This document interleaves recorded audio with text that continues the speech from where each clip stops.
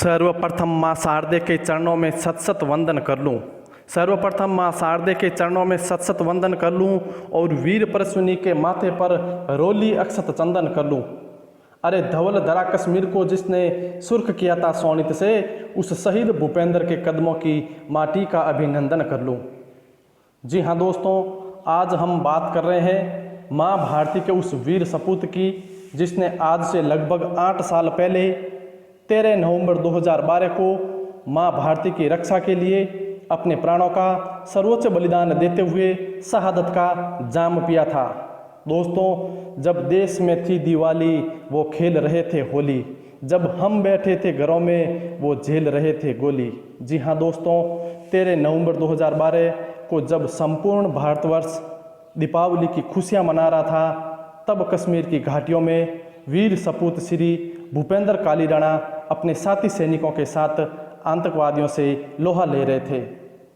दोस्तों, वतन के नाम जवानी लिख जाऊंगा, वतन के नाम जवानी लिख जाऊंगा, जवानी तो क्या जिंदगानी भी लिख जाऊंगा, पढ़ेगा हर हिंदुस्तानी पूरे गर्व से, शहीद होने से पहले ऐसी कहानी लिख जाऊंगा।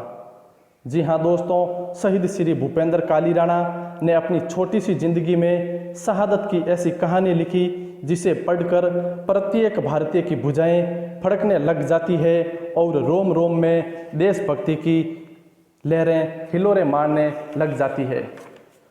दोस्तों, शहीद श्री भूपेंद्र काली राणा का जन्म जोधपुर के भोपालगढ़ तहसील के ग्राम बुड़किया में 1 अक्टूबर 1987 को पिता श्री डाऊर राम जी के घर माता श्रीमती मथुरा देवी की पावन कोख से हुआ।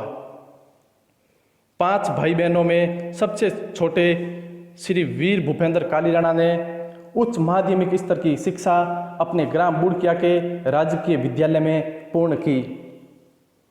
इलान देनी आपनी हलरिये हुलराई, पूत सिखावे पालने मरण बड़ाई माई। जी हाँ दोस्तों, शहीद श्री भूपेंद्र काली राणा का जन्म उस आदर्श देश प्रेम और सर्व समर्पण की विशेषता वाले परिवार में हुआ जहाँ का जर्रा जर्रा देश प्रेम और वीरता की अखुत गाथा से ओतप्रोत अपने अतीत की गौरवशाली घटनाओं का जीता जागता इतिहास रहा है।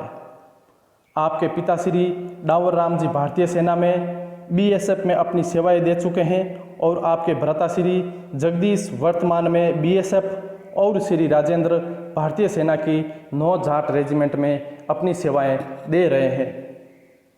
जिस वीर सपूत का जन्म ऐसे आदर्श देश प्रेम वाले परिवार में हुआ हो, उस परिवार के वीर सपूत श्री भूपेंद्र काली राणा ने अपनी वीरता की सुदीर्घ श्रृंखला का निर्माण करते हुए भारतीय सेना में जाने के लिए उच्च माध्यमिक स्तर की शिक्षा के पश्चात जी तोड़ मेहनत की।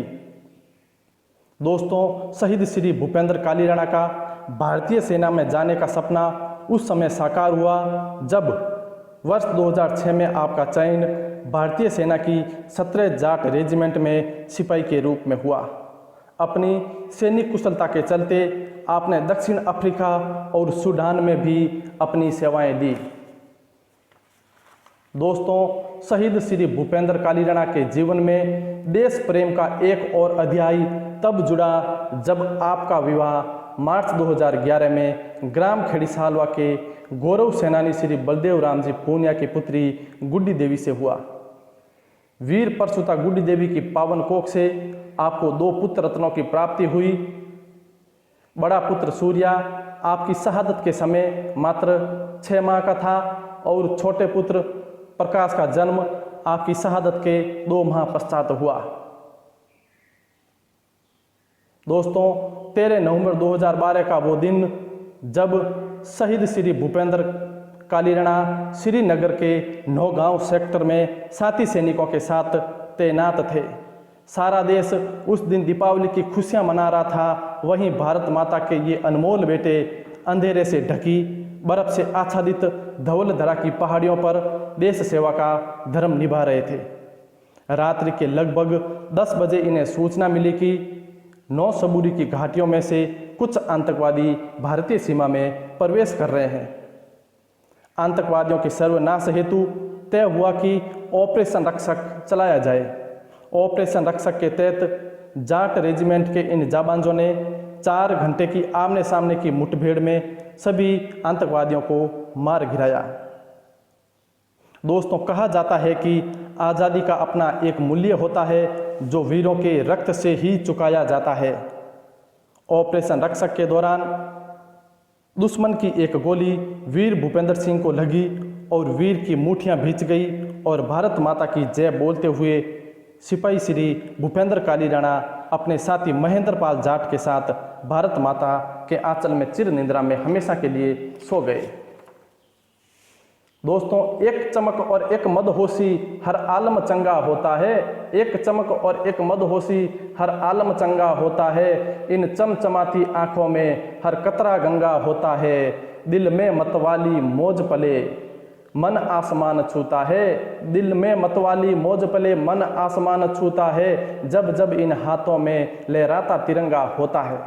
जी हाँ दोस्तों, शहीद श्री भूपेंद्र काली राणा ने शौर्य और बलिदान की उस परंपरा का निर्वाह किया जिसकी सौगंध हर भारतीय सिपाही तिरंगे के समक्ष लेता है।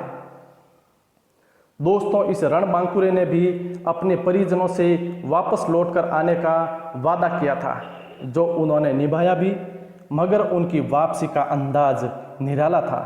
वे लौटे, लेकिन लकड़ी के ताबूत में उसी तिरंगे में लिपटे हुए जिसकी रक्षा की सौगंध उन्होंने खाई थी। जिस राष्ट्र ध्वज के सामने कभी अपना माथा सम्मान से झुका होता था, वही तिरंगा मातृभूमि के इस बलिदानी जाबांज से लिपटकर उनकी गौरव गाथा का बखान कर रहा था। तिरंगे में लिपटी उनकी पार्थिव देह जब गांव में पहुंची तो पूरा वातावरण भारत माता और शहीद भूपेंद्र काली राणा के जयकारों से गुंजायमान हो उठा।